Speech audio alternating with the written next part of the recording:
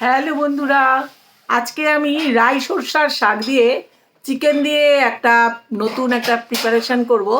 সেটাই তোমাদের সঙ্গে শেয়ার করার জন্য চলে এলাম। দেখো, এখানে কিন্তু আমি কিছু রাই সরষার শাক নিয়েছি, তোমরা চেনো কিনা। এই যে এগুলো হচ্ছে রাই সরষা। এই দেখো, এই ডাটাগুলো আমি নেব না, শুধু এই পাতাগুলো নেব। এখানে আমার আরও রয়েছে, যে যতটা লাগবে। আমি খুব একটা বেশি পরিমাণে করব না আজকে। এই রাই সরষার পাতাগুলোকে আমি একটু ছোট ছোট করে কেটে এটাকে একটু সেদ্ধ করে নেব, সেদ্ধ করে পেস্ট বানিয়ে নেব। আর এখানে আমি তেমন কিছু নিইনি। এখানে আমি যে কয়েকটা কাঁচা লঙ্কা নিয়েছি, আর এই যে একটা পেঁয়াজ, আর একটা রসুন নিয়েছি, আর কিছু হাড় ছাড়ানো চিকেন নিয়েছি। এই যে এটা দিয়েই কিন্তু আমি একটা রাই সরষার শাক দিয়ে এই চিকেন দিয়ে রান্না করব, সেটাই তোমাদের সঙ্গে শেয়ার করছি। রাই পাতার গন্ধ কিন্তু ভীষণই ভালো লাগে। রাই পাতার ঝোল বানালেও ভালো লাগে, শাক বানালেও ভালো লাগে, ভীষণই ভালো লাগে। এই চিকেন দিয়ে রান্না করলেও কিন্তু ভীষণ ভালো লাগে। তো সেটাই তোমাদের সঙ্গে শেয়ার করব। এগুলোকে আমি আগে তৈরি করে নিচ্ছি, কেটে নিয়ে আমি আবার ফিরে আসছি।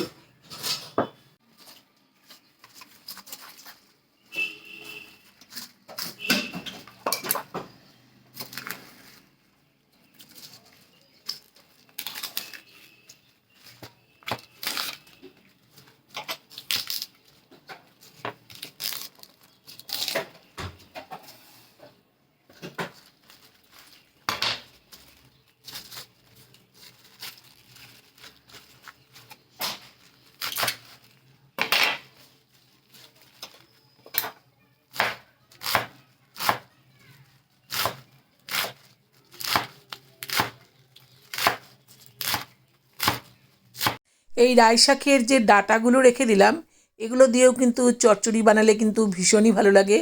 এটা তোমরা সরষা দিয়েও করতে পারো, বা তিল বাটা দিয়েও করতে পারো, পোস্ত দিয়েও করতে পারো, ভীষণই সুস্বাদু হয়। আমি একদিন বানাবো, তোমাদের সঙ্গে শেয়ার করব। উত্তরবঙ্গের পাহাড়গুলিতে কিন্তু এই রাই শাকের প্রচুর চাষ হয়।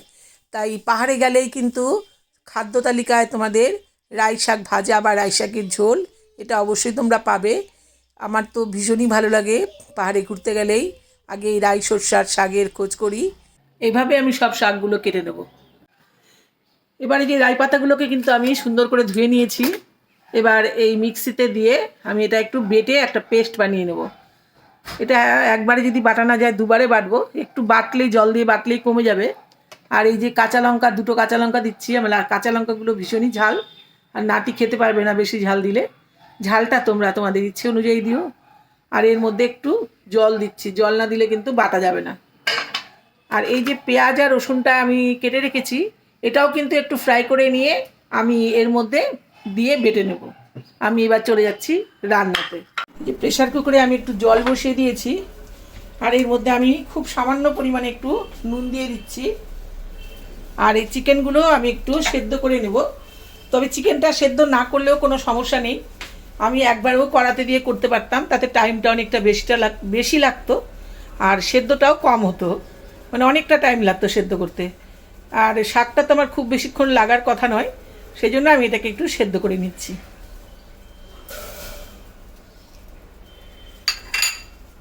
আমি 4-5টা সিটি দিয়ে নিচ্ছি। এখানে আমি এখন হলুদ দিচ্ছি না। এই যে জল দিয়েছি, আর একটু জল দিয়ে দিই।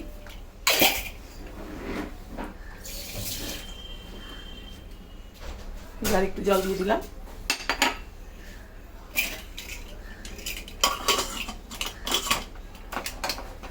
এই 4-5টা সিটি দিলেই কিন্তু হয়ে যাবে, খুব বেশি সিটির দরকার নেই। এবার আমি পাতাটাকে বেটে নিচ্ছি। এই যে আমার কিন্তু চিকেনগুলো কিন্তু সেদ্ধ হয়ে গেছে। এই যে উনুনে কড়া বসিয়ে দিয়েছি। এটাতে কিন্তু আমি খুব বেশি তেল দেব না, এই 2 চামচ মতো তেল দিলাম। আর এই যে পেঁয়াজ আর রসুনটা ভেজে ওই রাই পাতার সাথে এগুলো আমি একটু বেটে নেব।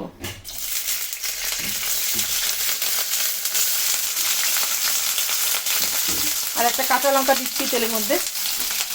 আর এই যে ধনে পাতাটা আমি কাঁচা অবস্থাতেই ওই রাই পাতার সঙ্গে দিয়ে বেটে নেব। রাই পাতাটা আমি বেটে নিয়েছি, এর মধ্যে এগুলো দিয়ে আর একবার একটু ঘুরিয়ে নেব। এই যে রাই পাতাটা কিন্তু আমি এই যে বেটে নিয়েছি, আর ধনে পাতাটাও এর মধ্যে দিয়ে দিলাম। পেঁয়াজ রসুনগুলো দিয়ে একবার বেটে নেব। তোমরা চাইলে রাই পাতাটা সেদ্ধ করে নিয়েও বাটতে পারো, আর টেস্টটাকে আরেকটু বাড়ানোর জন্য তোমরা চাইলে রাই পাতাটাকে ভেজে নিয়ে ঠান্ডা করেও বেটে নিতে পারো। এই যে পেঁয়াজ রসুনগুলো কিন্তু আমার ভাজা হয়ে গেছে, এই খুব বেশি ভাজার দরকার নেই, এই এরকম করে ভাজলেই হবে। এগুলোও কিন্তু এই যে আমি মিক্সির বাটিটাতে একটু তুলে নিচ্ছি পেস্ট করার জন্য। এবার এই তেলের মধ্যেই আমি চিকেনগুলোকে একটু ফ্রাই করে নেব। এর মধ্যে কিচ্ছুই দেবো না, শুধু একটু লবণ হলুদ দিয়ে ফ্রাই করে নেব। আর এই রান্নাটাতে আমি হলুদ ব্যবহার করব না, কারণ এটা সবুজ সবুজই রং হবে। শুকনো লঙ্কার গুঁড়াও দেবো না। এই চিকেনগুলো দিয়ে দিলাম। লবণটা আমি পরে দেবো, এখন একটু দিয়ে দিচ্ছি। এই সামান্য একটু হলুদ দিলাম।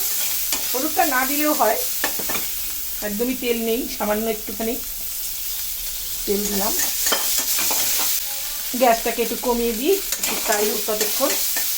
আর ততক্ষণ আমি মিক্সিটা একটু ঘুরিয়ে নিচ্ছি। আর কিন্তু ফ্রাই করার দরকার নেই, কারণ চিকেনটা কিন্তু এমনিতেই সেদ্ধ কিন্তু করে নিয়েছি আমি। চিকেনটা সেদ্ধ এমনি হয়ে গেছে।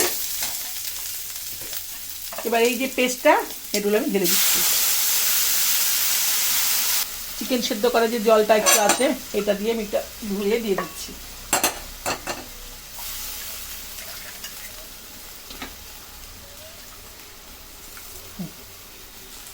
গ্যাসটা এখন বাড়িয়ে দিই।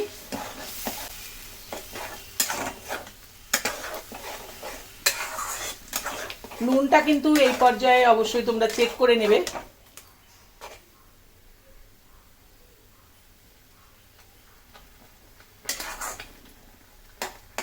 আর একটু লাগবে নুন, একটু চিনি দিচ্ছি।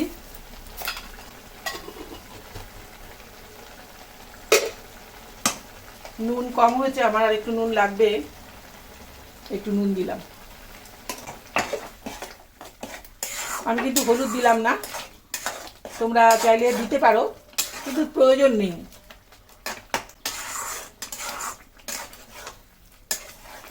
এই 2-3 মিনিট এটাকে আমি এখন ফুটতে দেব। এটা ফুটে গা মাখা হয়ে গেলেই আমি একটু বাটার দিয়ে নামিয়ে দেবো।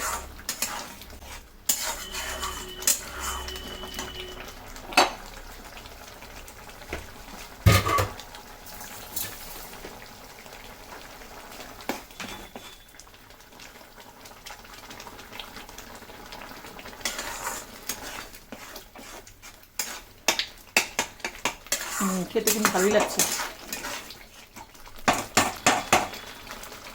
এই 2 মিনিটের জন্য ঢেকে দিচ্ছি আমি।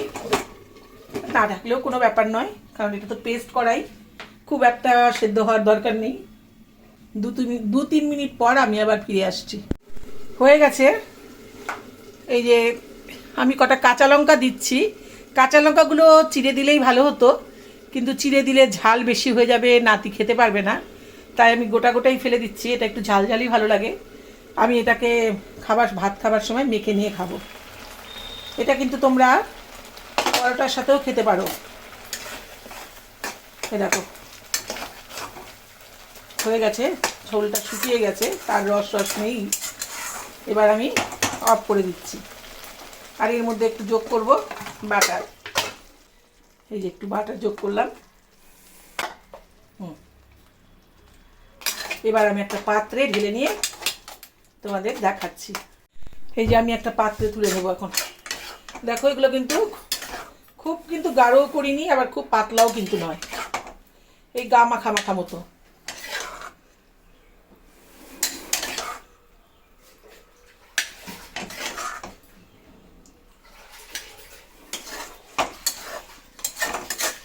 তবে তোমরা বাটার না দিয়ে কাঁচা তেল দিয়েও করতে পারো, সেটাও ভালো লাগে খেতে।